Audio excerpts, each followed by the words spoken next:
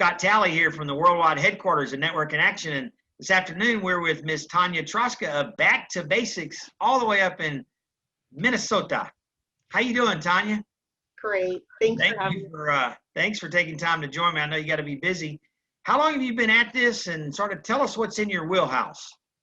Okay, so I actually started off in a sales field 25 years ago, but I've been doing brand management and small brand building and development for solopreneurs and in the true small business owner probably 15 years now. People don't realize when they're getting started just how important that brand is. I'll tell you a quick story. When we started Network in Action, we just grabbed some free logo somewhere, and it was a globe, and it was horrible colors. It was sort of a, I don't know, brown and red. And when I see that thing now, after we had engaged a company like you, I'm just like, oh, get that out of here. But talk about why it's so important.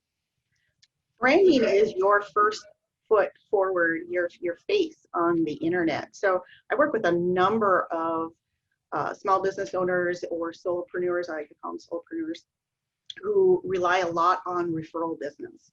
And they're so used to that first handshake in person, which is great, but they forget that even if I were to refer you to another business or another person, that person isn't going to necessarily not research you. They want to know who you are before they sign that dotted line. So a lot of people turn to the internet as their first resource for research.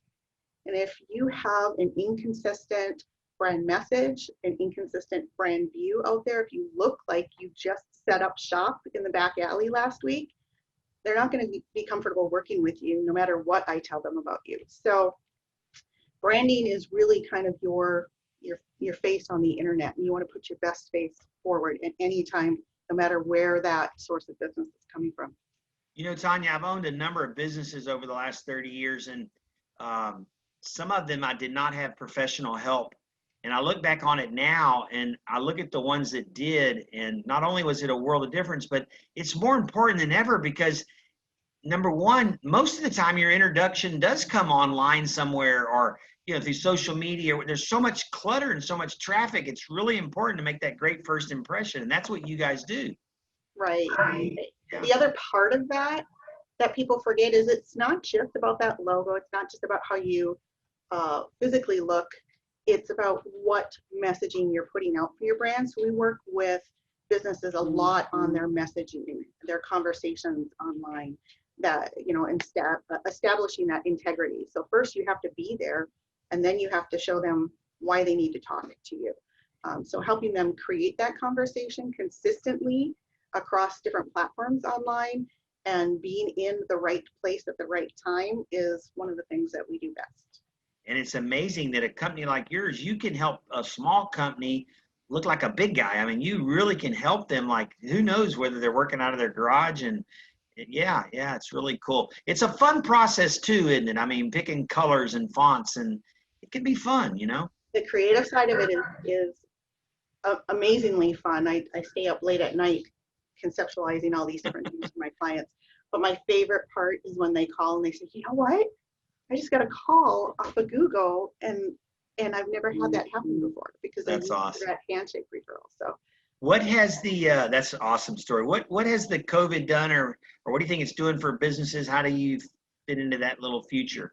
Yeah, and really tough. I worked with a number of caterers previously, small food truck owners, cafe owners. They're taking it really hard. Events and sound lighting guy, his whole business shut down when the music industry had to pull back.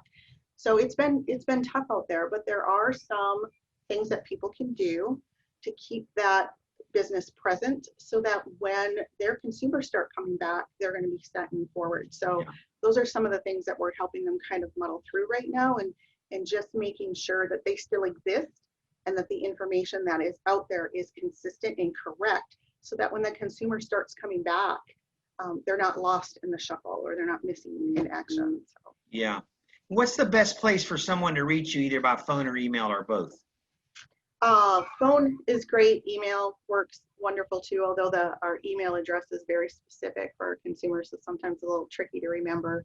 Website is probably the easiest place to find us. So if they go to with the power of two, with the number two, .com, they're going to find all of our contact information there. Awesome. With the power of two, the number 2.com. You know, I want to say this. I really enjoy these interviews with our members around the country, but I really, really enjoy them when I can honestly say from my personal experience that engaging your company is not an expense. It truly is an investment. I mean, you are going to make your money back in spades, and I've experienced it firsthand, and I'm just really excited that you are part of Network in Action. So thanks for joining us today. Thanks, Scott.